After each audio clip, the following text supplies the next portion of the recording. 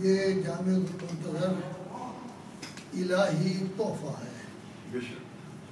یہ نہیں ہے کہ چند آدمی یہاں بیٹھے ہیں انہوں نے سوچا ہے کہ جامعہ کا قیام کیا جائے، بلکہ جو کچھ بھی ہوا ہے اچانک ہوا ہے، اور مقدس ترین زمین مکہ و مدینہ کے بعد نجف اشرف میں ہوا ہے. اس میں ایک بزرگ پہلی دفعہ انہوں نے خمس نکالا، تشریف لے گئے، وہاں ایک عالم دین کو ملے.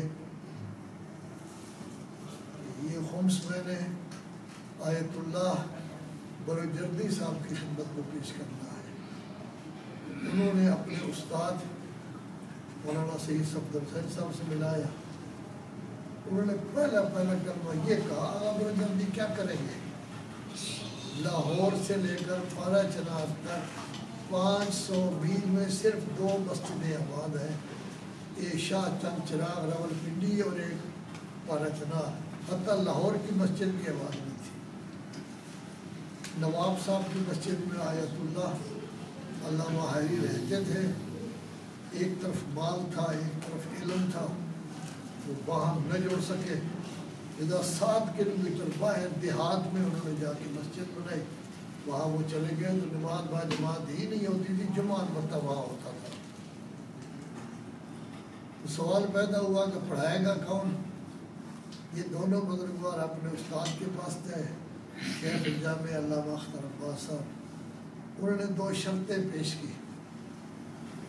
ایک شرط یہ تھی کہ آغا بروجردی مجھے اجازت دے مطلقہ، پورا اجازت، کیونکہ عام طور پر اجازت ہوتا ہے 1/3 خرچ کریں، 2/3 ہمیں دیں، آدھا خرچ کریں، آدھا ہماری طرف بھیجیں.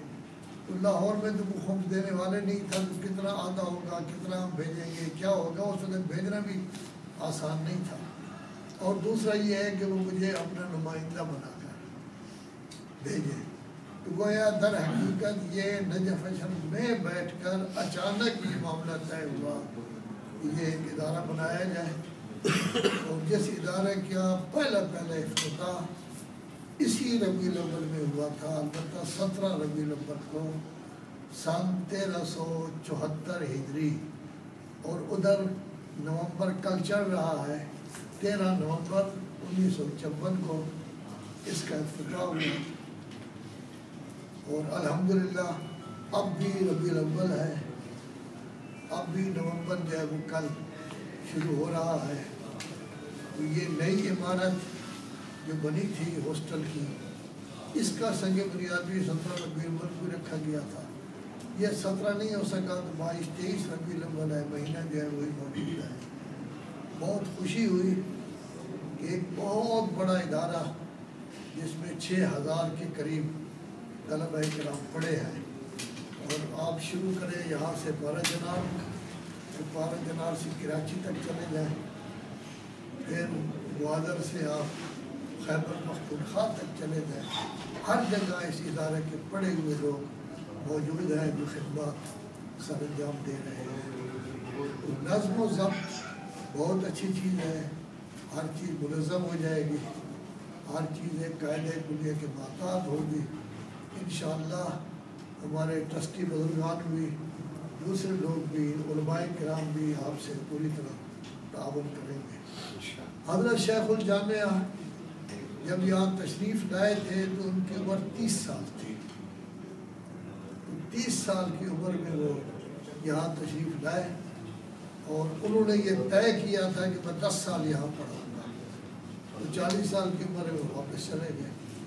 اب بھی الحمدللہ ہم نے جس کو محتمم اعلیٰ بنایا ہے مولانا افضل حیدری صاحب، وہ بھی جوان آدمی ہیں، اور مولانا مرید صاحب بھی جوان ہیں. 1 سال کا ان دونوں میں فرق ہے. اور ماشاءاللہ جتنے علماء کرام بھی ہمارے موجود ہیں یہ بھی جوان ہیں.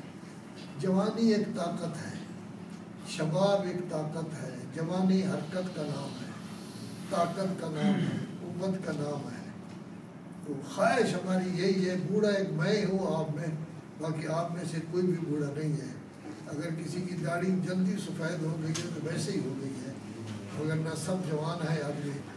تو صدیقی صاحب بیٹھے ہیں، حتیٰ کہ ہمارے زینجی صاحب بھی کوئی بوڑھے نہیں ہیں، صدیقی صاحب بیٹھے اور میں، ہم دو بوڑھے ہیں، باقی تو سب کے سب جوان ہیں۔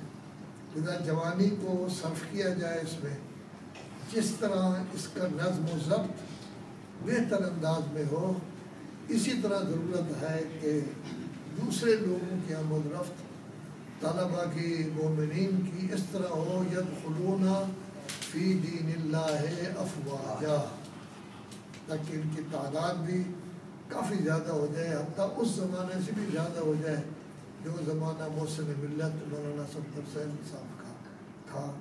لیکن اس کے لیے جامعہ کی خصوصیت یہی ہے، رہی ہے کہ ٹرسٹ میں اور علماء میں ہمیشہ اتحاد رہا، وحدت رہی، کبھی لڑائی نہیں ہوئی، کبھی جھگڑا نہیں ہوا، علماء کرام بھی آپس میں متحد رہے، آپس میں اتفاق کے ساتھ رہے، مل جل کر انہوں نے کام کیا، جس کی وجہ سے کبھی خاص لڑائی جھگڑا نہیں ہوا۔ جیسے ہم دیکھ رہے ہیں کہ ایک پرنسپل جاتا ہے، اس کے مدرسے کے بعد والے مولوی صاحبان آپس میں اس قدر اختلاف کرتے ہیں۔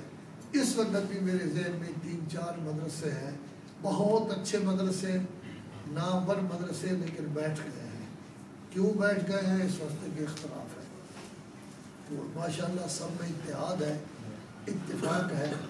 میرے سمیت ہر کسی کو چاہیے کہ اچھی نیت کے ساتھ، خلوص کے ساتھ کوشش کرے کہ ہر معاملہ میں وقت کی پابندی ہو۔ حتیٰ طلبہ اکرام سے بھی یہی کہتا ہوں، درس میں بھی کبھی 1 منٹ لیٹ نہ ہو، علماء کرام بھی 2 منٹ 3 منٹ درس سے پہلے پہنچ جائے، نماز میں بھی کبھی لیٹ نہ ہو، پہلی رکعت میں اول وقت میں نماز جو ہے وہ ہو جائے۔ اور اسی طرح ضرورت ہے کہ یہ کام تب چلیں گے جب کھانا بر وقت ہوگا، تو تب صحت برقرار رہے گی، جان ہے تو جہان ہے۔ لذا بر وقت کھانا ہونا چاہیے، صحیح کھانا جیسے ہوتا ہے اسی طرح ہونا چاہیے، تاکہ طلبہ بھی محنت کر سکیں اور علماء کرام بھی۔ تو یہ ربیع الاول ہمارے لیے متبرک، بہت بڑا متبرک مہینہ ہے۔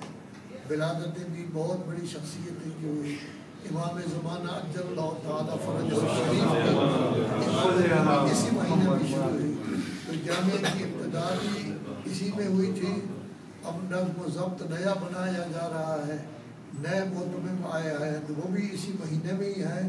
تو بہرحال میں دعا گو ہوں کہ خداوند عالم مجھے بھی، علماء کرام کو بھی، ہمارے ٹرسٹیوں کو بھی، معاملین کو بھی، طلبہ کرام کو بھی خلوص کے ساتھ، اچھی نیت کے ساتھ اس جامعہ کی ترقی، اس جامعہ کی کامیابی، اس جامعہ کے علوف اور اس جامعہ کے ارتقاء کے لیے اس طرح کام کرنا چاہیے کہ یہ جامعہ محسن ملت کے زمانے کی طرح کافی بالا بلکہ اس سے بھی زیادہ چلا جائے، کیونکہ اس وقت ٹیم پڑھے لکھے لوگوں کی ہے، اچھی شخصیات کی ہے، نوجوانوں کی ہے۔